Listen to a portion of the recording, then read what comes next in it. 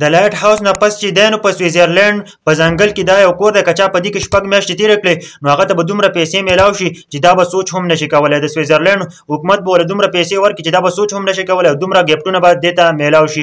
ملګرو څنګه چې تاسو ته پته ده لایټ هاوس چې دی نو هغه په سمندر کې دی او په هغه کې خلکو وخت تېر کړی دی که نه او هغوی ته پیسې میلاو شوي دي. خو د هغه نه پس چې دی نو په دې کور کې چې دی نو چا د اوسه پورې وخت نه دی پوره کړی او ملګرو دا چې دی نو د دنیا د 3 نمبر خطرناک ځای دی. ملګرو نو دې مکمل شاته سټوري ته ښیم چې دې سټوري څه ده او سویزرلینډ حکومت څه وایي که نه چې چا په دې کې وخت پوره کړو نو موږ به ورله څومره پیسې ورکړو او موږ به ورله څومره انعامات ورکړو. ښه تاسو به هم ډېر زیات حیران شئ. ملګرو مکمل معلومات را سره وګورئ او ویډیو د نورو ملګرو سره شیر کړئ.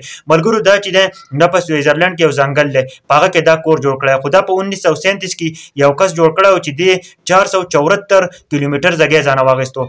474 کیلومتر په دې ځنګل کې واخیستو او د هغه نه پس یې پکې کمره جوړه کړه. خو دې کس چې دی نو د چا سره به تعلق نه ساتلو لکه ځان یې زندګي به تېروله رشته داره و لیکن ډپریشن شکار و. د هغه نه پس چې دی نو دې به ځانه زندګي تېروله او د خلکو سره تعلق نه و. د هغه نه پس چې دی نو دې ځانه دغه ځای واخیستو 474 کیلومتر ځای واخیستو پای کې دغه کمره جوړه کړه. په هغه کې به دې ژوند کاوه خپل زندګي به تېروله تقریبا چې 2 میاشتې وشوې که نه نو دا مکمل طور باندې په هغه ځای کې مړ شو او د هغه ځای کې ختم شو.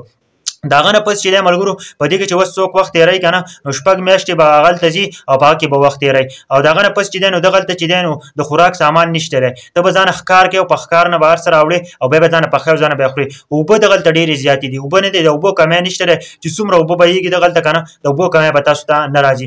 او د هغه نه پس چې دی نو دا په دنیا کې 3 نمبر خطرناک ځنګل دی او 3 نمبر خطرناک لایټ هاوس دی او 3 نمبر خطرناک ځای دی چې په دې کې چا د اوسه پورې ټایم نه دی تېر کړی. ملګرو او د 1478 کسان چې دي نو مکمل طور باندې په دې کې ختم شوي دي ځکه چې هغوی تللي دي هغوی ویل چې موږ به پکې 6 میاشتې تېرې کړو خو هغوی پکې 6 میاشتې نه دي تېرې کړې.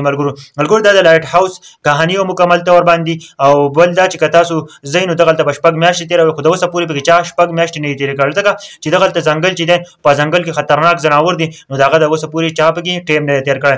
ملګرو سویزرلینډ حکومت وایي چې موږ به ورله دومره هر څه ورکړو که نه دومره انعامونه چې دا به ټول عمر داسې خوشحاله وي د ټول عمر زندګي به پکې تېرېږي. خو که 6 میاشتې چا په دې ځای کې باندې په دې ځای کې تېرې کړې ځکه چې په لایټ هاوس کې خلکو چې دی 3 میاشتې ټایم او هغه خلکو تېر کړی دی خو لیکن په دې ځای کې د اوسه پورې چا ټایم نه دی تېر کړی. تا ته به نور څه هېڅ څیز نه وي لکه لایټ هاوس کې چې ور بله وري خو په دې کې به تا ته هېڅ هم نه وي په دې کې به صرف ته وخت تېری او ټایم به تېری لکه ځانه به خوراک دپاره څه راوړې او د هغه نه پس چې دی نو ته به اوبه څکې ورڅکې خو ته به پکې 6 میاشتې تېری. د هغه نه پس چې دی نو سویزرلینډ حکومت چې دی نو تا له به دومره هر څه درکوي چې ته به د هغه سوچ هم نشې کولی. جي څوک ورته تیار نو ضرور ښه غوندې کمنټ وکړئ. جي د لایټ هاوس له ډېر کسان چې دي نو هغه تیار شو او دې ځای له به څوک د اوسه پورې تیار نشي ځکه چې دې چې څومره کسان تللي نو هغه د دنیا نه تللي واپس چې دی نو واپس د دې کور نه دي راغلي. د لایټ هاوس نه چې دی نو 3 بنګالیان واپس راغلي دي.